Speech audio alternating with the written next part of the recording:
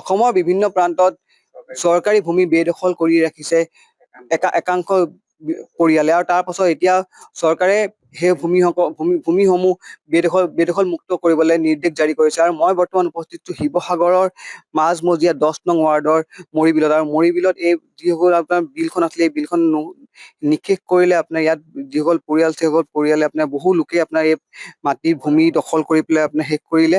আৰু ইয়াত আপোনাৰ এটা দেখিব পাৰে, ইয়াত আপোনাৰ দখল কৰিবৰ বাবে ইয়াত এতিয়া খুঁটি মাৰি থৈছে ইয়াত, আৰু আগলৈ গৈ আছে দখল কৰিবলৈ গৈ আছে, কিন্তু তাৰ পাছতো চৰকাৰে কোনো ধৰণৰ ব্যৱস্থা গ্ৰহণ কৰা নাই। আৰু 2005 আইনৰ অধীনত আইনৰ অধীনত তথ্য বিচাৰি আবেদন জনাইছিলে দিগন্ত শইকীয়া নামৰ এজন ব্যক্তি, আৰু তেওঁ আমাৰ লগত আছে। আপুনি কি পালে?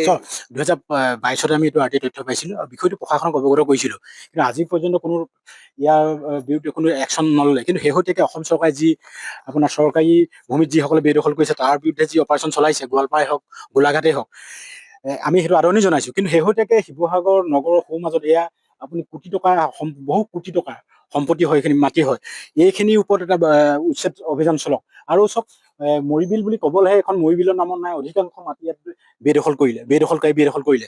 আৰু চৰকাৰী কাৰ্যালয় স্থাপন কৰিবলৈ শিৱসাগৰত নগৰ মাটি নাই।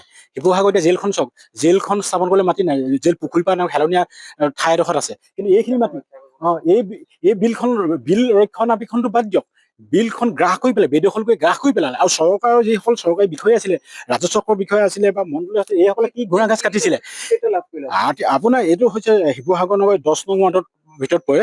ইয়াৰ দাগ নং হৈছে 4625 নং দাগৰ হয়। ইয়াত 58জন ব্যক্তিয়ে বেদখল কৰি আছে। ইয়াৰ আৰ টি তথ্য, ইয়াৰ চক্ৰৰ বিষয়ে দিয়া, ইয়াৰ মই লিখা নহয়, এয়া জীৱন কৃষ্ণ গোস্বামী তেওঁ দিয়া। আৰু 58জন ব্যক্তিয়ে ইয়াত বেদখল কৰিছে, আপুনি চাওক। আৰু তেওঁ আৰ টি আচৰিত কথা আছে, আৰু চৰকাৰী বিষয়াই দিছে, আৰু চৰকাৰী বিষয়া সেই কি ঘোঁৰা ঘাচ কাটিছিলে, তেওঁলোকে যেন এইখিনি যেন বেদখল কৰিছে বুলি লিখি দিছে। বেদখলকাৰীৰ ওপৰত তেওঁলোকে কি কৰিলে, কি একশ্যন ললে, আজিলৈকে লোৱাই নাই। এইটো এটা নেক্সাছ ন, সেইটো আমি আদৰণি জনাইছো, ইয়াত চৰকাৰী বিষয়া বিশেষকৈ ৰেভিনিউ চাৰ্কুল মণ্ডল এটা মধ্যভোগী দালালে এই মাটিখিনি আপোনাৰ খণ্ডকে এইখিনি ম্যাদী বিক্ৰী কৰিছে। আমি বিশেষতে গম পালো, কিন্তু প্ৰশাসনিক বিষয়া ইয়াত জড়িত আছে। জড়িত নোহোৱাকৈ এটা বিশাল ভূমি এতিয়াও বেদখল কৰিবলৈ সুবিধা নাপায় বেদখলকাৰীয়ে। আৰু শীঘ্ৰে আমি ইয়াত বেদখলকাৰী যিমান অপৰাধী তাতকে দুগুণ অপৰাধী চক্ৰ বিষয়া আৰু মণ্ডল, এই নেক্সাছটো এইসকলৰ বিষয়ে বিৰুদ্ধে চৰকাৰে এটা তদন্ত কৰি তেওঁলোকৰ বিৰুদ্ধে আইনী ব্যৱস্থা লওক। আৰু এই যিসকলে বেদখল কৰি আছে এইখিনি শীঘ্ৰে উচ্ছেদ কৰক। যমুনা বেদখল হৈ আছে, আমি অকল মৰিবিলে নহয়, যমুনাও আমি উচ্ছেদৰ দাবী জনাইছো। কিন্তু আচৰিত কথা, চৰকাৰৰ নীৰৱ ভূমিকা।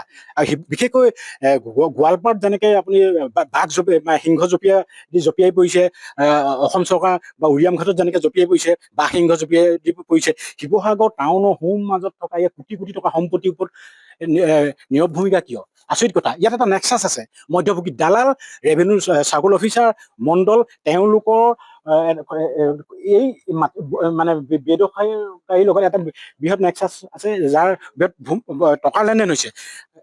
ধন্যবাদ জনাইছো। আৰু হয়, এটা মধ্যভোগী এজন দালালে আপোনাৰ এওঁ মাটি বিক্ৰী কৰিছিলে। আৰু এটা কথা উল্লেখ কৰিব লাগিব যে ইয়াত চক্ৰ বিষয়া সম্পূৰ্ণ তথ্য আপোনাৰ যি তথ্য আইনৰ অধীনত তথ্য বিচাৰিলে, তাৰপিছত এই তথ্য যোগান ধৰিলে, কিন্তু এই তথ্য এতিয়া বৰ্তমান চৰকাৰৰ হাতত আছে। কিন্তু তাৰ পাছতো এইসমূহ ভূমি আপোনাৰ বেদখল কৰিবলৈ চৰকাৰ সাহস গোটাব পৰা নাই। যিটো অসমৰ বিভিন্ন প্ৰান্তত বেদখল মুক্ত কৰিছে, কিন্তু ইয়াত বৰ্তমান শিৱসাগৰত এই বেদখল মুক্ত কৰিব পৰা নাই। অকল এয়াই নহয়, শিৱসাগৰ মৰিবিলে নহয়, যমুনাই নহয়, শিৱসাগৰ চিন্তামণিগড় মিটং নদীৰ কাষত আপোনাৰ বেদখল কৰিছে, সেয়াও মুক্ত কৰিবলৈ বৰ্তমানলৈকে চৰকাৰ সাহস হোৱা নাই। অনাগত দিনত লক্ষণীয় হ'ব এইসকল যিসকল বেদখলকাৰী আছে সেইসকল বেদখলকাৰী ইয়াৰ পৰা উচ্ছেদ কৰিব পাৰিব নে নোৱাৰে। যিকোনো খবৰৰ বাবে যোগাযোগ কৰক 7099017330 লগতে 7099017110 নম্বৰত।